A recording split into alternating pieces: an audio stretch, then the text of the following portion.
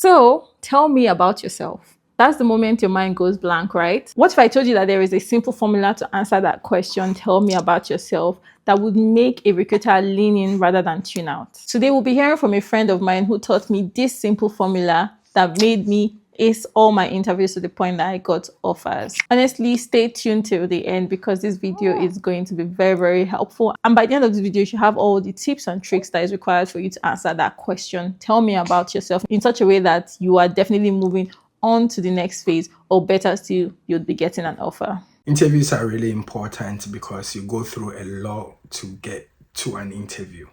Imagine you spend time and effort and you make 100 applications, and finally out of the 100 you get a couple of recruiter calls, etc., etc.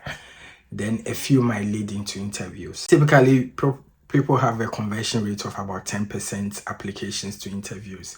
So when you land an interview, it's really a good step. And at that stage, I would usually tell people congratulations for landing an interview because it's significant. Now, if you've made all the attempts to land an interview, then you should even make further attempts to be able to impress at the interview and be able to land the role. You already have the technical skills, you already have the educational qualifications. What is left is to be able to ace the interview. The first thing I want to talk about is the question of tell me about yourself. This question, when you answer it properly, it can make or unmake you. Many a times when you answer this question really properly, you will not have a lot of things to follow up with the interview. I mean, recruiters or the interviewers may have very few follow-up questions, or they may not have any more questions for you. So this tell me about yourself question can also be asked in different ways. I've seen interviewers ask, can we get to know you? And I've also seen interviewers also ask, can you walk us through your CV? The first thing I wanted to talk about when you get that question, please do not start by saying my name is Emmanuel or my name is... They already know your name. If you're online, whether it's Zoom or Teams, etc., your name is on it. If you are in person, they have their CV in front of you. They may probably even confirm with you before we start, can I confirm you are Emmanuel, before we start the interview? So it's quite pointless to start mentioning your name again, right? The way I structure my answer to tell me about yourself, I usually do it in 4 different ways. The first one is to talk about your experience. So that's number 1, experience. Number 2, you talk about what you've done in your most recent role, because you are interviewing for a particular role, which is either an improvement on your current role or it's a similar role but with a different company. So your most recent role is good to talk about it, spend a bit more time to talk about it. Then you talk about your strength as a professional, whatever you are interviewing for. What are the strengths? What do you bring to the table in terms of your soft skills? And then lastly, I always put education afterwards. And then finally, your out of work experiences. So the things you do, the things you don't like. When it comes to experience, the first thing you need to talk about is how many years you've worked, the kind of things you've done in your work, and how that is important to the role you are doing. So I will repeat again. When it comes to experience, you talk about the number of years you've worked. Usually I'll tell you how long my entire career has spanned and how long I've been within a particular field, because I've changed profession. I've, literally changed profession like 3 or 4 times. So you talked about your total experience, because no years is missed, right? I started off in accounting and then finance and investment. Now I work as a business analyst. So it's important they understand your journey. And then when you talk about your most recent role, like I said, when it comes to your most recent role, tell me about the things you have done in your most recent role that will be important to the new role you are applying. So if you are moving from company to company but in the same position, then your most recent role is very important. Even if you are moving from within the same company but to a higher position, it's important that you relate what you've done in your most recent role to the role you are applying to. And if you are moving from your company to another company and a different position, a higher position, it's still important.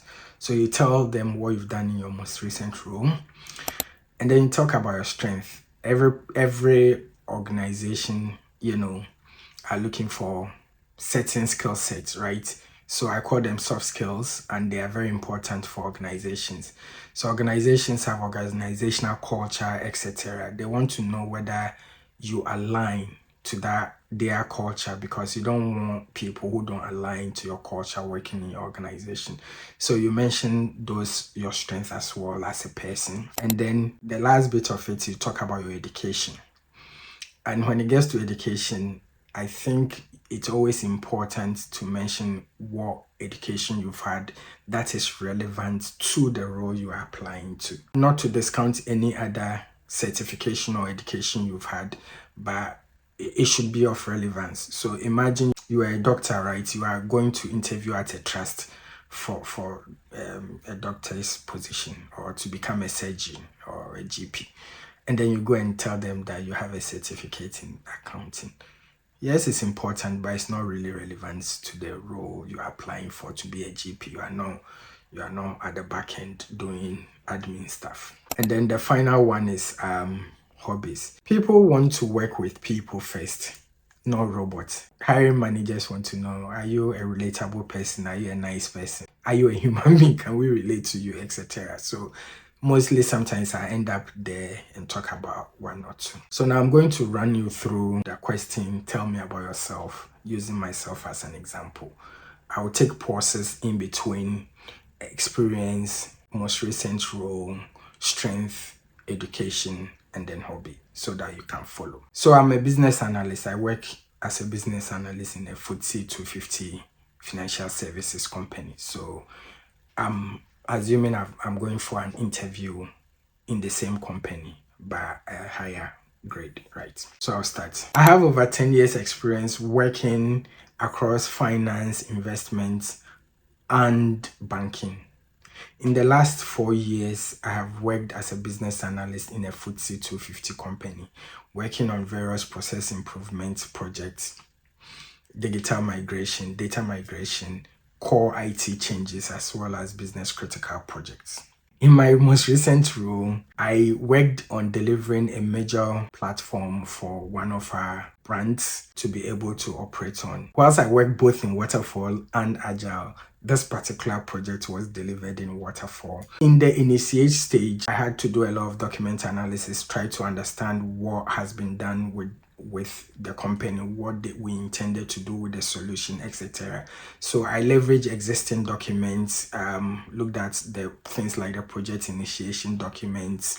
I looked at other documents, including business case, etc., to make sure that we were able to understand what the company was trying to achieve with the solution. At that point, I started trying to do my BA plan and approach once I've understood what the project is.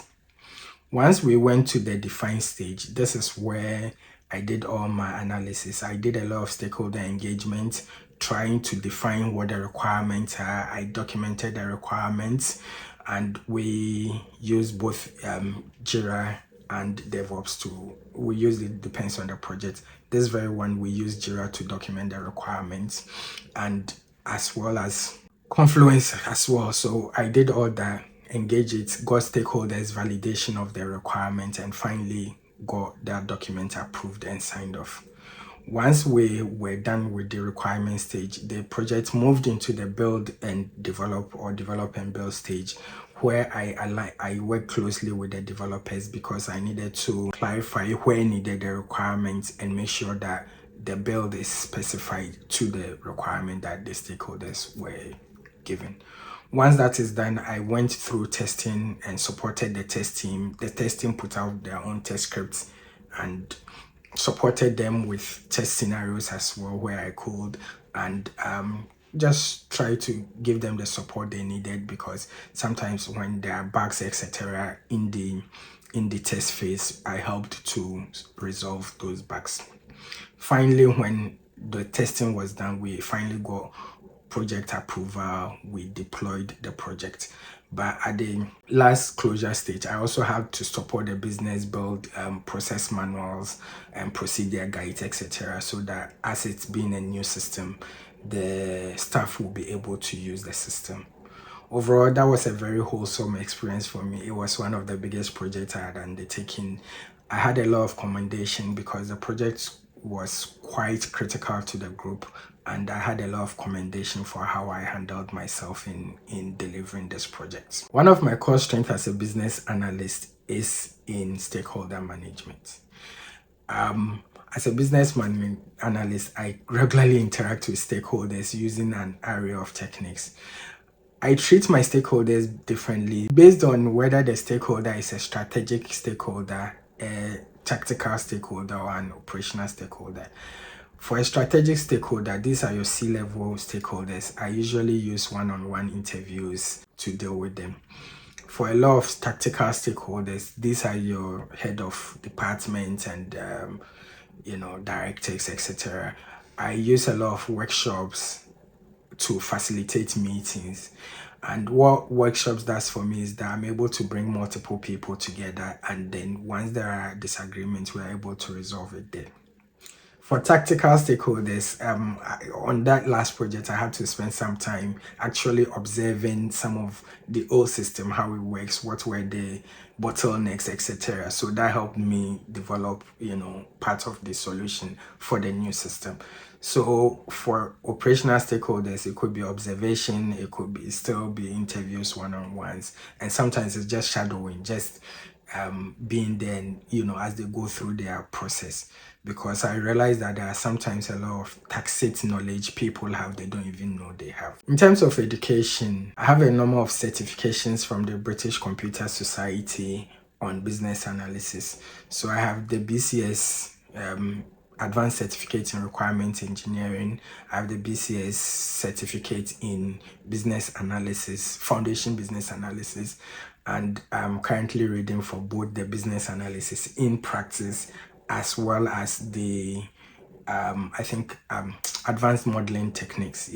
Modeling techniques. I have a master's degree in business analytics, and I also have a master's degree in finance and economics, both from different UK universities. I have a bachelor's in economics and mathematics, and I am also a certified chartered accountant. In terms of other things outside of work, I am a member of the British Computer Society in the city I am, and I am an active, not only a member, I'm actually an executive, and I'm responsible for being their schools liaison coordinator, etc. Outside of work, I have a couple of interests that I take care of. So one of the things I like to do really is to help immigrants settle in the country, and I've spent a lot of time with charities whose main aim is to support people who just relocated into the UK to be able to settle. So these are people, professionals that are looking to settle in various fields, etc., etc., and we sort of give a lot of career guidance, coaching to them. So it's one of the things I do. I also enjoy volunteering for a local charity. There's a shelter very close to where I live. It's a food bank and a shelter. So I go there on Tuesday evenings when I have time, just to help with meal preparations, distribution, and just talking to people and the rest. For me, it's a way of giving back to the society. And finally, one of the things I love doing is just take photographs, and I have some really good hobbies, taking photographs of very iconic places in the world. So this is me. Thank you. So if you look at how I've answered this question, it's quite holistic, and I have covered my experience. I've talked about my most recent value. I've talked about my strength. I've talked about my education. I've talked about what I like out of work. If I say this to you, you will be quite impressed, and there may be very few questions that follow up.